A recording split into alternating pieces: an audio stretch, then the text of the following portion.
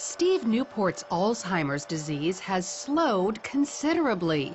Some of his symptoms even reversed, thanks to an unlikely treatment prescribed by his wife, Dr. Mary Newport, a physician who runs a neonatology ward at a Tampa, Florida hospital. She became determined to help her husband after he failed the so-called Alzheimer's clock test.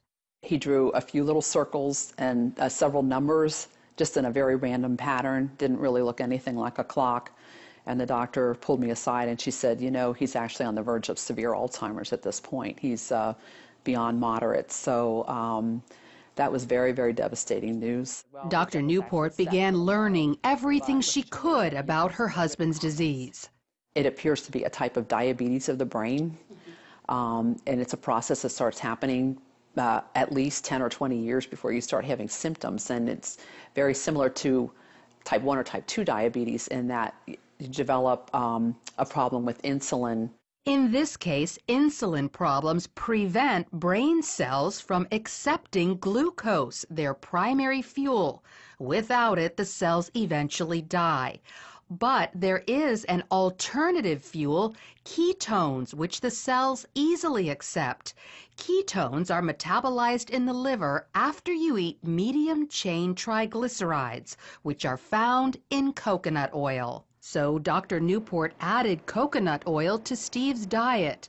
Just 2 weeks later, he took the clock test again, and as you can see, demonstrated stunning improvement.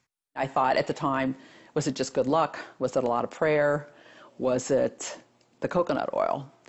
And I thought, well, we're going to keep the coconut oil going. Then 3 weeks later, he took the clock test a third time and continued to get better. And it wasn't just intellectually, he also improved emotionally and physically. He was not able to run. He was able to run again. He couldn't read for about 1.5 years. But after somewhere around 2 or 3 months, he was able to read. Instead of being very sluggish, not talking very much in the morning, he would come out, you know, with energy and talkative and joking, and he could find his water and his utensils. Dr. Newport documented Steve's success in a book called Alzheimer's Disease, What If There Was a Cure? She received this stack of thank you letters from other people whose loved ones' Alzheimer's was helped after they followed Steve's diet. And while coconut oil is encouraging, there's actually something much more powerful. A team of biochemists led by Professor Kieran Clark at England's Oxford University have developed a ketone ester that packs a punch 10 times greater than coconut oil. It reaches quite considerably higher levels, and you can get whatever levels you want depending on how much you drink. The problem is they need millions of dollars to mass produce it. Very expensive, and so we can't make very much of it ourselves. And what we would like is funding so that we could actually scale up and make it. But of course, there's no real profit in manufacturing stuff like that. So until a high-potency ketone ester is available to the general public, coconut oil is still a good ketone source. Just make sure it's pure, non-hydrogenated. Avoid any hydrogenated oil, which is the same thing as dangerous trans fat. Many people avoid coconut oil because they think it's bad for them, but it's actually very healthy. Dr. Beverly Teeter is a researcher at the University of Maryland who specializes in dietary fats. She says years ago, coconut oil was criticized for raising cholesterol, but scientists have since learned there are 2 kinds of cholesterol, LDL, the bad kind, and HDL, which is very good for you and is the kind coconut oil raises. So they put out the message that it increased serum cholesterol, but the truth of the matter was it was helping the profile of the serum cholesterol. That never has been corrected in the public press, and I think that's the reason people have misconceptions about it.